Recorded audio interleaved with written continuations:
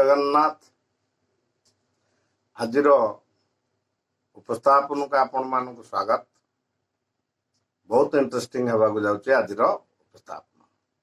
ବର୍ତ୍ତମାନ ଯେଉଁ ସମସ୍ୟା ଚାଲିଛି এই କଳି ଯୁଗରେ, সেই ସମସ୍ୟା ଉପରେ ଆମର ଆଲୋଚନା।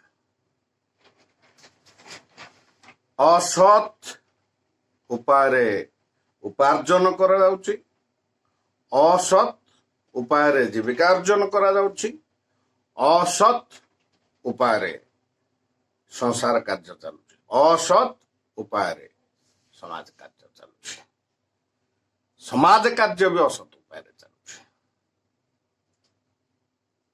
କେମିତି ଶାନ୍ତିରେ ବଞ୍ଚିବେ ତାହେଲେ ପ୍ରାଣୀମାନେ?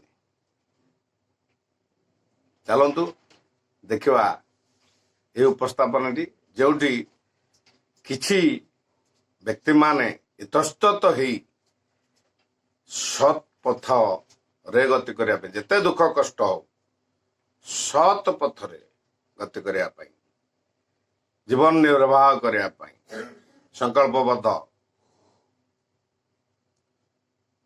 ଆଜିର ସତ୍ସଙ୍ଗ, ସତ୍ସଙ୍ଗ, ଯେଉଁମାନେ ସତ୍ ପନ୍ଥାଚରଣ କରୁଛନ୍ତି ସେଇମାନଙ୍କ ସଙ୍ଗରେ ରହିବା ଦ୍ୱାରା ନିଜର ଯେଉଁ ପରିବର୍ତ୍ତନ ଆସିଥାଏ ତାହା ସତ୍ୟ ପଥରେ ଗତି କରିବା ପାଇଁ ସହାୟକ ହୋଇଥାଏ। ସେ ଆନୁଷ୍ଠାନିକ କାର୍ଯ୍ୟକ୍ରମକୁ ଆମେ ସତ୍ସଙ୍ଗ କହୁ। ଭଗବାନଙ୍କର ଯେଉଁ ଚାରିଟା ମାର୍ଗ, ସତ୍ୟ, ଶାନ୍ତି, ଦୟା, କ୍ଷମା, ପ୍ରଥମ ସୋପାନ ସତ୍, ସତ୍ୟ। ସତ୍ ପଥରେ ଯିବା ପାଇଁ ଆଲୋଚନା। ଚାଲନ୍ତୁ ଶୁଣିବା ସତ୍ସଙ୍ଗ। ପୁଣି ମା ରାତି 11ଟା ଟ୍ରେନ୍ ପୁରୀ ଆସି ସକାଳୁ ଆସ ପହଞ୍ଚିଲେ କଥା ଦେଖୁଛୁ ସ୍ୱାମୀ ସ୍ତ୍ରୀ ଭିତରେ କିଭଳି ଭଲ ପାଇବା। এই ବର୍ତ୍ତମାନ ଦେଖୁଛୁ ଆମ ଆଚାର୍ଯ୍ୟ ଧର୍ମ ସେଇ କଥା କହୁଛି। ତ ଆମେ ଭଲ ରହିବା, ଆନନ୍ଦ ରହିବା, ଏଇଗୁଡ଼ା ହେଉଛି ପ୍ରକୃତ।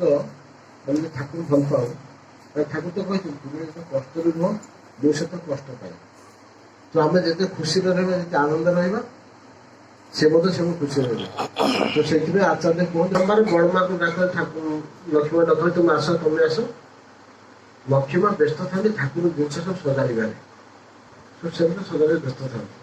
ଯେତେ ଡାକିଲେ ମଧ୍ୟ ମା ତଳକୁ ଆସିଲେ ନାହିଁ। ଦେଖାଗଲା ପ୍ରଚୁର ଭାଇ ମୋତେ ଘରଟା ଦୋହରୁଛି, ସେସବୁ ତଳେ ଠାକୁର ଝରକାଟା ଧରି ଠିଆ ହେଇଯାଇଛି। ଭୁଲ କଣ ସରିଗଲା, ସେଠି ଘର ବହୁତ ଭାଙ୍ଗି ପଡ଼ିଥାଏ। ଲକ୍ଷ୍ମୀଙ୍କୁ କଷ୍ଟ ହେଲା, ମା ଆମେ ତ ସମସ୍ତେ ତଳକୁ ପଳେଇଗଲୁ, ଆପଣ ଯେ ତଳକୁ ଗଲେନି, ଆପଣଙ୍କୁ ଭୟ ଲାଗୁନଥିଲା? ମତେ ଭୟ କାହିଁ ଲାଗିବ? ଯେହେତୁ ମୁଁ ଅଛି ଘରେ, ମୋ ଦୃଢ ବିଶ୍ୱାସ ଅଛି ଠାକୁର ଘର ଭାଙ୍ଗିବାକୁ ଦେବେ ନାହିଁ। ତେଣୁ ଠାକୁର ବି ଏତେ ଯୋଉ ସବୁ ପ୍ରପର୍ଟି ଅଛି, ଜିନିଷ ଅଛି, ସୁନା ସବିକା ରଖା ହେଇଛି, ଏସବୁ ନଷ୍ଟ ହେଇଯାଇଥାନ୍ତା। ମୁଁ ଯଦି ଖାଲି ତଳକୁ ପଳେଇ ଯାଇଥାନ୍ତି ତାହେଲେ ଘର ଭାଙ୍ଗି ନଷ୍ଟ ହେଇଯାଇଥାନ୍ତା। ଏଇଭଳି ବିଶ୍ୱାସ କାହିଁକି ଆମ ଭାଇ କହୁଥିଲେ, ମୋର ମନେ ଅଛି ମୁଁ ତ 7ମ ଶ୍ରେଣୀରେ ପଢୁଥିଲି, ଆମର କେଶବ ସାର୍ ଜଣେ ସାଇନ୍ସ ମ୍ୟାଥ ସାର୍ କହିଲେ ମୁଁ ଗୋଟେ ଭୋଜି ଖାଇବାକୁ ଦେଇଛି, ମୋ ପାଖରେ ଗୋଟେ ଲୋକ ବସିଛି, ସେ କଣ କରୁଛି ନା ଲଙ୍କା ଭାଇ ଗୋଟେ ଦଳୁଛି, ଖାଲି କିଏ ଛୁଇଁଦେଲା, କିଏ ଛୁଇଁଦେଲା, ଏଗୁଡ଼ା ସବୁ କରିବା ଦ୍ୱାରା ପରିବେଶର ବ୍ୟାଡ୍ ଏଫେକ୍ଟ କରେ। ମନେ ମୋ ମନେ ଏଠି ଚାହିଁଲାନି, ଠାକୁର କହିଲେ ତୋ ମା ଯଦି ହଗିକି ଦିଏ ତୁ ଖାଇବୁ, ଯଦି ଗୋବର ଉଠେଇକି ଦିଏ ତାହେଲେ ତୁ ଖାଇବୁ। ତ ଯଦି ଜଣେ ଶ୍ରଦ୍ଧା ପିତ୍ର ସହିତ ଦଉଛି, ତୁମର ମନ ଚାହୁଁଛି ଖାଇବା ପାଇଁ, ସେଇଭଳି ନିଷ୍ଠା ସହିତ କରିଦେଲେ ଖାଇବ। ଏଇ ଏବେ ମୁଁ 3-4 ଦିନ ପଢୁଥିଲି, ଠାକୁର କହିଥିଲି ଗୋଟା ମେହେତାର ଝାଡ଼ା ସଫା କରିବେ, ସେ ଝାଡ଼ା ଟୋକେଇଟା ମୁଣ୍ଡେଇକି ଅଣ୍ଟିରେ ମୋଡ଼ି ଧରି ଖାଉଛି, ତାର କିଛି କ୍ଷତି ହବନି, କାରଣ ତା ଶରୀରଟା ସେଇଭଳି ହେଇଯାଇଛି। କିନ୍ତୁ ଆମେ ଯେ ସେଇ ପରିସ୍ଥିତି ପରେ ସେଇଭଳି କର୍ମ କରି ଖାଉ, ଆମ ଶରୀର କ୍ଷତି ହବ। ସେଥିପାଇଁ ମୋ ମନଟା କୋଉଠି ଚାହୁଁଛି, ମୁଁ ଚାହୁଁଛି ଏଇଟା ଖାଇବି, ସେଟା ମୋ ଉପରେ ଡିପେଣ୍ଡ କରେ। ତେଣୁ ଆମେ ଯୋଉ ସାଧାରଣତଃ ସୃଷ୍ଟି ପତ୍ର ପାଇଁ ଯୋଉଟା ସମାଜଟା ଫାଙ୍କା ସୁଟିଂ ସେଇଟା କରିବା ଠିକ୍ ନୁହେଁ। ମୁଁ ସତ ମାନେ ଆଜି ମୋର ଖାଇବାର ଇଚ୍ଛା ହେଲାନି, ମୁଁ ଦେଖିଛି କି ତ୍ରୁଟି ଅଛି, ତ ବିଭିନ୍ନ ଉପାୟ ଅଛି। ଆମେ କଣ ଏମିତି ଗୋଟେ ମତ ନ ଖାଇକି ଥିବାର କ୍ଷତି କିଛି ହବନି। ତେଣୁ କିନ୍ତୁ ପରିବେଶ ବ୍ୟାଡ୍ ଇଫେକ୍ଟ ନ ପଡେ, ଏଇଟା ସଦସ୍ୟ ଆମେ ନଜର ରହିବା ଦରକାର। ଆଉ ପ୍ରତିଟି ମୁହୂର୍ତ୍ତ ଦେଖନ୍ତୁ, ଏଇ ଠାକୁର ବର୍ଦ୍ଧା କହୁଥିଲେ ଆମେ ଦୀକ୍ଷା ନେଇଛି କୋଉ ଧ୍ୟାନ କରିବା ପାଇଁ। ମୁଁ ବାରମ୍ବାର ଏଇ କଥା କୁହେ, କାରଣ ଧ୍ୟାନ ବିନା ଆମର ଆଉ କିଛି ନାହିଁ। ଆମେ ଆପଣ ଯେତେ ମେଡିଟେସନ କରିବେ ଆପଣ ସେତେ ଶରୀର ସୁସ୍ଥ ରହିବ, ମାନସିକ ଶାନ୍ତି ରହିବ, ଆଉ କୌଣସି ରୋଗ ବୈରାଗ ଆସିବ ନାହିଁ। ଆଉ ପ୍ରତିଦିନ ଠାକୁର କହିଲେ ସକାଳୁ ଇଷ୍ଟବୃତ୍ତି କରି ନାମଧନ କରି ସାରି ଥାଲୁକୁଡି ପତ୍ର ଗୋଟେ ଆଉନ୍ସ ଠାକୁର କହିଲେ ରସ ଖାଇବା ପାଇଁ। ଗୋଟେ ଆଉନ୍ସ ରସ ମାନେ 15, 20, 25ଟା ପତ୍ର ଦରକାର। ଯଦି ଏତିକି ନ ପଡୁଛନ୍ତି ଅତି କମ 3-4ଟା ପତ୍ର ଡେମ୍ଫ ସହ ଖାଇବା ଦରକାର। ଠାକୁର କହିଲେ ଥାଲୁକୁଡି ଯେ ଖାଏନା ମତେ ସେ ମାନେ ନା, କାରଣ ଶରୀରଟା ସୁସ୍ଥ ରହିଲେ ଆମେ ତ ଯେକୌଣସି କର୍ମ କରିବା, ତ ଶରୀର ସୁସ୍ଥ କରି ରଖିବାଟା ପ୍ରଥମ କର୍ତ୍ତବ୍ୟ। ତ ଠାକୁର ପତ୍ର ଖାଇବେ, ନାମ ଧ୍ୟାନ କରିବେ, ସମସ୍ତଙ୍କ ପ୍ରାର୍ଥନା କରିବେ, ଆଉ ସବାସନ ଦିନକୁ 4 ଥର କରିବେ। ଆମେ ବସିକି ଏଠି ଧ୍ୟାନ କରୁଛେ, ଶୋଇଗଲେ ସବୁବେଳେ ଶୋଇଯିବା, ଏଇ ଜାଗାଟା ଏଇ ଜାଗା ବୁଲେଇଦବା। ଏଇ ଜାଗାରେ ଠାକୁର ଚିନ୍ତା କରି 7ରୁ 8 ମିନିଟ୍, ବେଶୀ ନାହିଁ, 7ରୁ 8 ମିନିଟ୍ ଆପଣ ସବାସନ କରିବେ। ସବାସନ କଲେ ଆପଣଙ୍କ ଆୟୁଟା ବୃଦ୍ଧି ହୁଏ, ଦେହକୁ ରୋଗ ଆସେ ନା। ସାଧାରଣତଃ ବିଭିନ୍ନ ପ୍ରକାର ରୋଗରେ ପଡେ। ଏ ଠାକୁର କହିଛନ୍ତି, ଠାକୁର କହିଲେ ହବିଷାନ୍ନଟା ଆମର ଯେତେ ଖାଲି ଡାଲି ଭାତ, ଏ ଡାଲି ଭାତ ସବୁ ପ୍ରକାର ଭିଟାମିନ ପ୍ରୋଟିନ ପାଇବା, ତ ଖାଇଲେ ସିନା। ତା ସହିତ ଖସା ଟିକେ ଖାଇବା ଦରକାର, କ୍ଷୀରଟେ ଖାଇବା ଦରକାର, ପାଚିଲା କଦଳୀ, କଞ୍ଚା କଦଳୀ ଖାଇବା ଦରକାର। ଏଇଗୁଡ଼ା ସବୁ ଖାଇଲେ ଆମ ବଡିର କୌଣସି ପ୍ରକାର ଡେଫିସିଏନ୍ସି ପଡ଼ିବନି। ତ ଏଇଗୁଡ଼ା ସବୁ ଠାକୁର ଯୋଉ ନୀତିବିଧାନ ଦେଇଛନ୍ତି ତାକୁ ଆମେ କଟାଇ ପାଳନ କରିବା ଦରକାର। କାଲି 3ଟି ସତ୍ସଙ୍ଗ ଅଛି, 7ଟାରୁ 8ଟା ସ୍ୱର୍ଣ୍ଣପୁରରେ ଆମ ଦ୍ୱିତୀୟ ଭାଇ ସେଗୁଡ଼ା ନୂଆ ଘର କିଣିଛନ୍ତି ସ୍ୱର୍ଣ୍ଣପୁରରେ, 7ଟା 8ଟା ସେଠି ସତ୍ସଙ୍ଗ ହବ। ଆଉ ଦିନ 11:30 ଗୋଟେ ହବ ପୂଜ ଘରେ ଆମ ମାଧବୀ ଦତ୍ତ ସାହି ଟୁଲୁ, ତା ସାନ ଭାଇ ଦେହାନ୍ତ ହେଇଯାଇଛି ବହୁତ କମ ବୟସରେ, 14 ଦିନ ଶସ୍ୟ କାମ ହବ। ଆଉ ମଧ୍ୟ ଶସ୍ୟ ବ୍ୟାଗ ଆମ ଅନେକ ଖଟୁଆ ଅଧୁଛି, ସେ ଶସ୍ୟ ନିବେଦନ କରୁଛନ୍ତି। ଆପଣ ସମସ୍ତେ 3 ଜାଗା ଅଛି, ଯୋଉ ଯେତେ ଜାଗା ଆପଣ ଯୋଗ ଦେଇପାରିବେ। ବର୍ତ୍ତମାନ ଜୟନାଥ କରି ଯୋଗ ଶସ୍ୟ ଖାଇ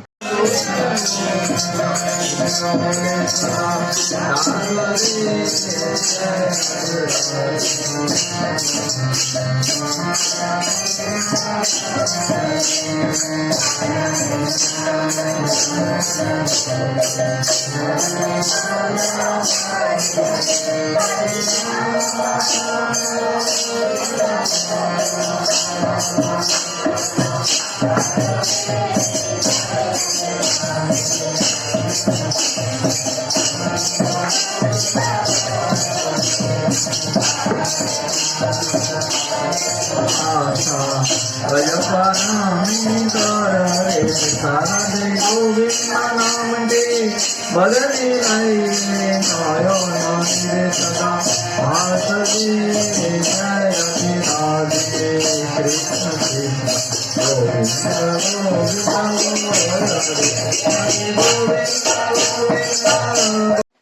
ଆଜି এই ସଂକ୍ରାନ୍ତି ତିଥିରେ ମହାପ୍ରଭୁ ମହାମର୍ଯ୍ୟାଦାପୂର୍ଣ୍ଣ ପୁରୁଷୋତ୍ତମ ଶ୍ରୀ କାଳିଆ ଠାକୁର, ତାଙ୍କୁ ହିଁ ପୁରୁଷୋତ୍ତମ କୁହାଯାଏ। ତ୍ରେତା ଯୁଗରେ ମହାପ୍ରଭୁ ଶ୍ରୀରାମଚନ୍ଦ୍ରଙ୍କୁ ମର୍ଯ୍ୟାଦା ପୁରୁଷୋତ୍ତମ କୁହାଯାଉଥିଲା। ଆଉ କେହି ପୁରୁଷୋତ୍ତମ ଜନ୍ମଗ୍ରହଣ କରିନାହାନ୍ତି କି ସେମିତିଆ ଲାଇସେନ୍ସ କିଏ ଦେଖେଇ ପାରିବେ।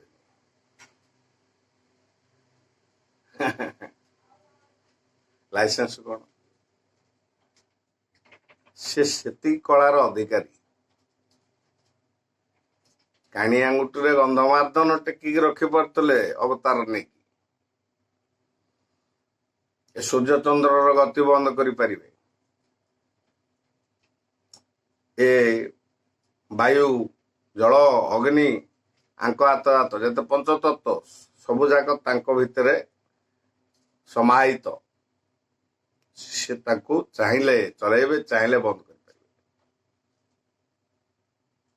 ତେଣୁ ସର୍ବଶ୍ରେଷ୍ଠ ପୁରୁଷ ହିସାବରେ ତାଙ୍କୁ ହିଁ ପୁରୁଷ ଏକମାତ୍ର ମାନନ୍ତି।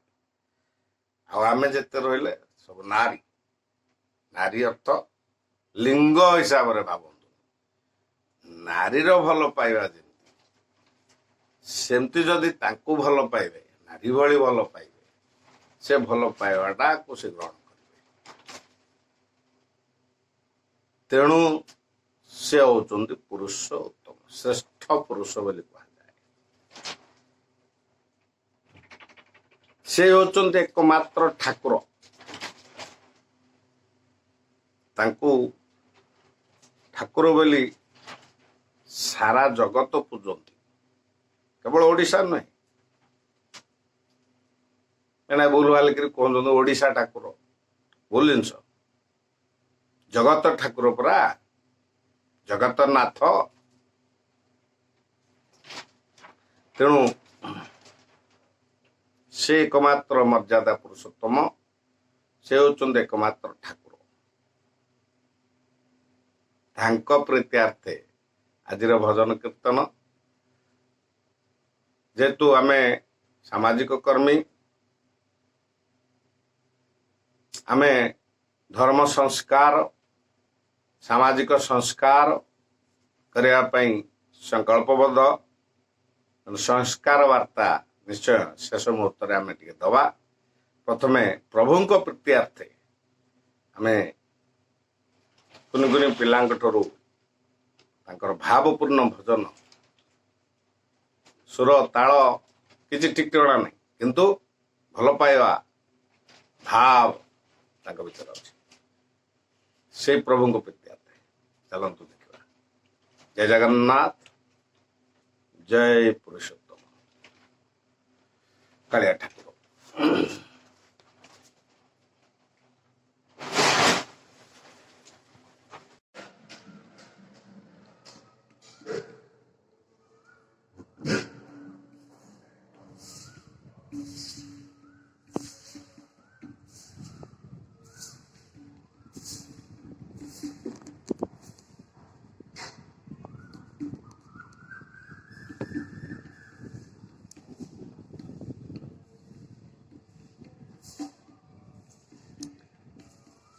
ଆଜି ଏ ପବିତ୍ର ସଂକ୍ରାନ୍ତିରେ ମହାପ୍ରଭୁଙ୍କ ବାଡ଼ଗ୍ରାହୀ ଆମର ଅତି ପ୍ରିୟ ପ୍ରଶାନ୍ତ ନନା ତାଙ୍କ କାର୍ଯ୍ୟକ୍ରମରେ, ତାଙ୍କ ସେବା କାର୍ଯ୍ୟରେ ଲାଗି ରହିଛନ୍ତି। ବଡ଼ ଉତ୍କଣ୍ଠା, ଭାବପୂର୍ଣ୍ଣ, ପ୍ରେମପୂର୍ଣ୍ଣ ତାଙ୍କର ପୂଜା ପଦ୍ଧତି। ଆମେ ତାଙ୍କର ସାନ୍ନିଧ୍ୟ ଲାଭ କରି ନିଜକୁ ଧନ୍ୟ ମନେ କରୁଛୁ। ମହାପ୍ରଭୁଙ୍କ ସେବକ କେବଳ ସେ ନୁହନ୍ତି, ସେ ମହାପ୍ରଭୁଙ୍କୁ ସବୁବେଳେ ହୃଦୟରେ ଧାରଣ କରିଥାନ୍ତି। ସେ ଜଣେ ଅନନ୍ୟ ଭକ୍ତ କହିଲେ ଅତ୍ୟୁକ୍ତି ହେବ ନାହିଁ। ତାଙ୍କର ସେବା କାର୍ଯ୍ୟରେ ମହାପ୍ରଭୁ ସଦା ସନ୍ତୁଷ୍ଟ ଅଟନ୍ତି। ଆଜିର ଉପସ୍ଥାପନା ସ୍ୱତନ୍ତ୍ର ଉପସ୍ଥାପନା ହେବାକୁ ଯାଉଛି। ଗତକାଲି ଆପଣ ଦେଖୁଥିଲେ ସତ୍ସଙ୍ଗ କାର୍ଯ୍ୟକ୍ରମ, ସେଠାରେ ଭଜନ କୀର୍ତ୍ତନ ସମାରୋହ ପ୍ଲସ୍ ସମାଜକୁ ପରିବର୍ତ୍ତନ କରିବା ପାଇଁ ଯେଉଁ ବ୍ୟକ୍ତି ସମୂହ ଗୁରୁ ଭାଇମାନେ ପ୍ରାଣପଣେ ଚେଷ୍ଟାରତ ଅଛନ୍ତି ଏବଂ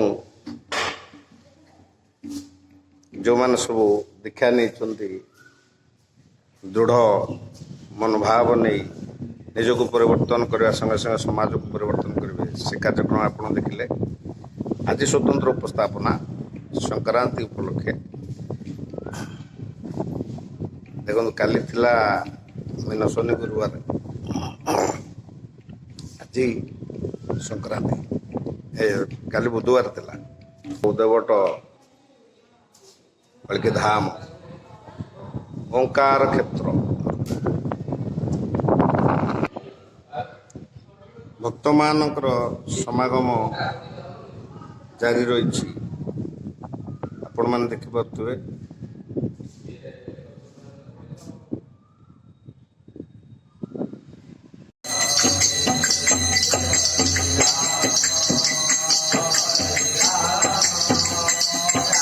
Ram Hare Hare Krishna Hare Krishna Krishna Krishna Hare Hare Hare Ram Hare Ram Ram Ram Hare Hare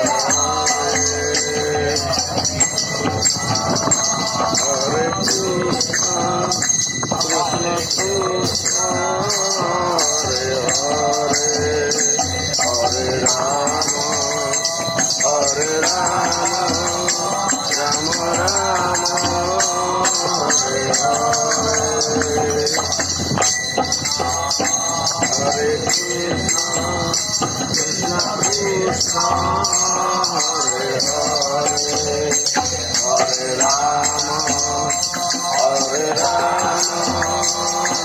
Hare Hare, Krishna, Hare Krishna, Krishna Krishna, Hare Hare, Hare Rama, Hare Rama, Rama Rama, Hare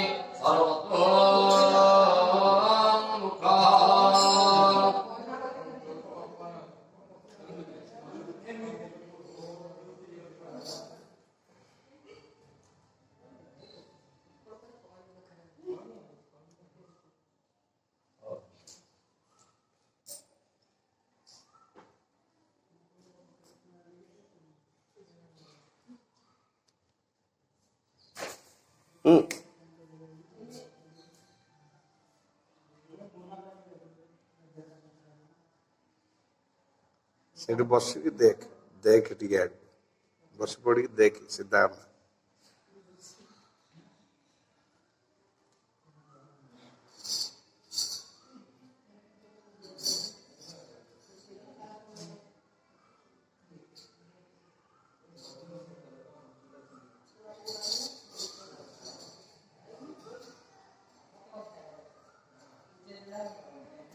ଏ ଅଧମର କିଞ୍ଚିତ ପ୍ରୟାସ କେମିତି ଲାଗିଲା ଆପଣମାନେ ବିଚାର କରିବେ। ଆପଣ ହେଉଛନ୍ତି ଶ୍ରେଷ୍ଠ ବିଚାରକ। ଆପଣମାନେ ଅନୁଭବ କରିବେ ଆମେ ସତ୍ପଥରେ ଯିବା ଉଚିତ କି ନାହିଁ, ଆମେ ଏ ସମାଜକୁ ପରିବର୍ତ୍ତନ କରିବା ଉଚିତ କି ନାହିଁ, ପ୍ରଥମେ ନିଜେ ପରିବର୍ତ୍ତନ ହେବା ଉଚିତ କି ନାହିଁ। ଯଦି ଭଲ ଲାଗିଥାଏ ନିଶ୍ଚୟ ଭାବରେ ବାଣ୍ଟିବେ, ସେୟାର କରିବେ ଅସଂଖ୍ୟ ସାଙ୍ଗସାଥୀଙ୍କୁ, ଲାଇକ୍ କରିବେ। ସେ ଭଲ ପାଇବା ଟିକେ ଆମ ପ୍ରତି ରହୁ, ଆମେ ଆଶା କରୁଛୁ ନିଶ୍ଚୟ ଭାବେ ଏ ଯେଉଁ ପ୍ରଚେଷ୍ଟା ଜାରି ରହିଛି ସମାଜକୁ ଶୃଙ୍ଖଳିତ କରିବାର ଚେଷ୍ଟା अंधविश्वास को दूर कर चेष्टा